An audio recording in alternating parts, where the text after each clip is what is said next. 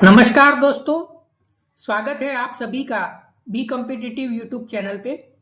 आज का हमारा टॉपिक है वर्ब्स, जो कि जनरल इंग्लिश कॉन्सेप्ट और इंग्लिश ग्रामर में एक बहुत बड़ा टॉपिक होता है। तो आज हम यह वीडियो में वर्ब्स के बारे में बात करेंगे। तो सबसे पहले देखेंगे कि वर्ब क्या है। तो जो शब्द वाक्य में होना, रखना या कार्य का बोध कराए उन्हें हम वर्ब कहते हैं। जो शब्द वाक्य में होना, रखना या कार्य का बोध कराते हैं उन्हें हम वर्ब कहते हैं। A word which is used for saying something about some person और थिंग इज कॉल्ड वर्ब। यानी कि कोई चीज के बारे में या कोई पर्सन के बारे में कुछ कहने के लिए हम जो वर्ड का इस्तेमाल करते हैं उसे हम वर्ब कहते हैं। आइए अभी देखते हैं काइंड्स ऑफ वर्ब के बारे में। तो वर्ब के मेन टू काइंड्स है। सबसे पहले वर्ब के हम दो प्रकार रहते। सबसे पहला है वो है प्रिंसिपल और मेन वर्ब, और दूसरा जो मेन टाइप है वो है हेल्पिंग, और उसे हम ऑक्सिलरी वर्ब भी कहते हैं। अभी जो ये प्रिंसिपल यानी कि मेन वर्ब है उसके हम दो प्रकार सब टाइप में होते हैं। वो है इंट्रेंसिव और ट्रांसिव, और दूसरा है मोनो। और ट्रांसिव जो है उसके हम फिर से दो प्रकार है, वो है मोनोट्रांसिव और डाइटेंसिव। इस तरह से हम प्रिंसिपल वर्ब्स जो है यानी कि मेन वर्ब्स है उसके सब टाइप करते हैं।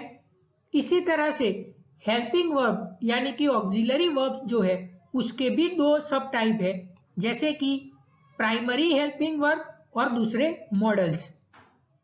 तो आइए अभी हर एक काइंड्स ऑफ वर्ब्स के बारे में डीपली देखते हैं। तो सबसे पहले हम जानेंगे कि मेन वर्ब्स क्या है। तो ए principal verb is a verb that can express an action or a fact all by itself without the help of any other verb। यानी कि यह वर्ब यानी कि मेन वर्ब जो है वो अन्य किसी वर्ब की सहायता के बगैर किसी कार्य अथवा तो किसी तथ्य को स्वयं ही व्यक्त करते हैं, तो उन्हें हम मेन वर्ब कहते हैं, यानी कि उन्हें हम प्रिंसिपल वर्ब कहते हैं। जैसे कि टीना रीड्स हर बुक, तो इस सेंटेंस में हम मेन वर्ब का प्रयोग किया है। यहाँ पे हमें देखा कि यह जो वर्ब है मेन वर्ब है उसने यह जो कार्य है या तथ्य है उसको स्वयं ही व्यक्त कर दिया है किसी अन्य वर्ब की सहायता के बगैर। तो इस तरह से हम मेन वर्ब्स को पहचानते हैं। अभी हम देखते हैं ऑक्सिलरी वर्ब्स के बारे में। तो an auxiliary verb is a verb that helps a principal verb to form it tense, mode और वॉइस एटसेट्रा। यानी कि ऑक्सिलरी वर्ब जो है वो प्रिंसिपल वर्ब को सपोर्ट करते हैं। जैसे कि for example he is singing a song, तो इसमें ऑक्सिलरी वर्ब का प्रयोग किया गया है जो कि प्रिंसिपल वर्ब की जो फॉर्म है उसे टेंस, मोड या वॉइस में हेल्प करता है। अभी हम वर्ब्स के जो टाइप्स है उसके बारे में देखते हैं। तो प्रिंसिपल वर्ब्स का जो फर्स्ट टाइप है जो कि ट्रांजिटिव वर्ब्स, उसके बारे में देखेंगे। तो वो क्या है, ऐसे वर्ब जिसके बाद हमें ऑब्जेक्ट आता है, ऐसे वर्ब्स को हम ट्रांजिटिव वर्ब्स कहते हैं। ऐसे वर्ब जिसके बाद ऑब्जेक्ट आए, जैसे कि करण एडमायर्स यू, तो यहाँ पे जो वर्ब है उसके बाद ऑब्जेक्ट आता है।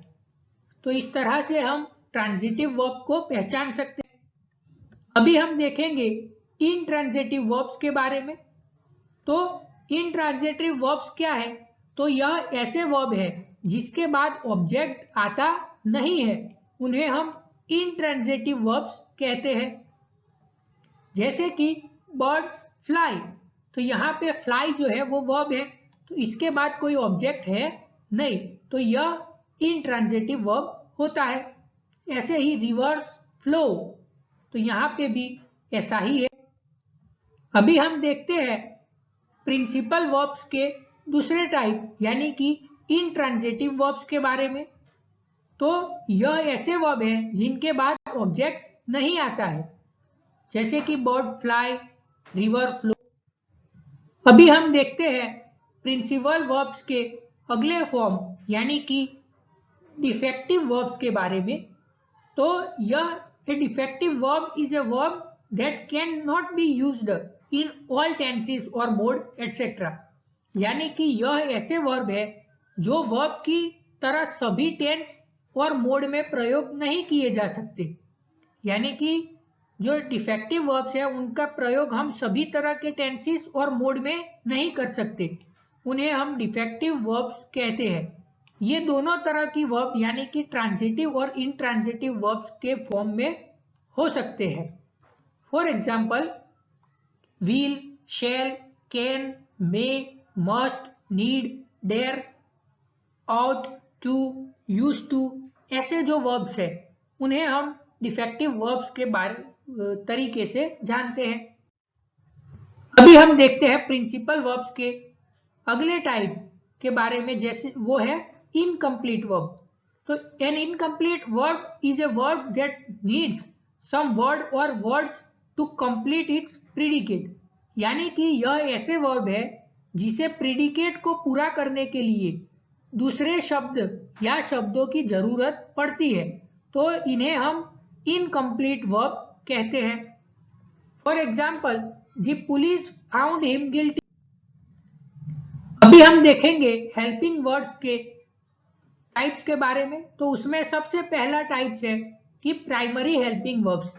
तो वाक्य में ऐसे जो हेल्पिंग वर्ब्स है जो सब्जेक्ट के अनुसार ही प्रयोग हो सकते हैं, यानी कि सब्जेक्ट के अनुसार प्रयोग करते हैं जो वर्ब्स को, उन्हें हम प्राइमरी हेल्पिंग वर्ब्स कहते हैं। For example be, is, was, were, been, यह सभी वर्ब हम सब्जेक्ट के अनुसार लगाते हैं, जैसे कि आई के साथ एम। इसी तरह से हम यह सभी वर्ब को सब्जेक्ट के अनुसार प्रयोग करते हैं, तो इन्हें हम प्राइमरी हेल्पिंग वर्ब कहते हैं। जैसे कि do, does, did, has, have, had, shall, should, will, would, यह सभी प्राइमरी हेल्पिंग वर्ब्स है जो कि सब्जेक्ट के अनुसार ही प्रयोग किए जा सकते हैं। अभी हम देखेंगे हेल्पिंग वर्ब्स के दूसरे प्रकार यानी कि मॉडल्स वर्ब्स के बारे में। तो वाक्य में ऐसे भी हेल्पिंग वर्ब्स है जो सब्जेक्ट को प्रभावित नहीं होते हैं, यानी कि सब्जेक्ट के अनुसार नहीं प्रभावित होते, पर मेन वर्ब्स की जो हेल्प करने के साथ साथ वो उस कार्य के ढंग यानी कि कार्य के मैनर को, अवस्था को या प्रवृत्ति को या कर्तव्य या योग्यता आदि को प्रकट करते हैं, उन्हें हम मॉडल्स कहते हैं। यह चैप्टर के बारे में हम अगले वीडियो में पूरा डीपली देखेंगे। तो अभी हम देखते हैं कि मॉडल्स वर्ब जैसे कि can, could, may, might, shall, should, will, would, must, need not, dare not, use to, ought to जैसे वर्ब्स है वो मॉडल्स वर्ब के तौर पर हम इसका इस्तेमाल करते हैं। आशा रखता हूं कि यह वीडियो आपकी रोजमर्रा की जिंदगी एवं आपकी आने वाली कॉम्पिटिटिव एग्जाम में मददरूप साबित हो। Thank you so much.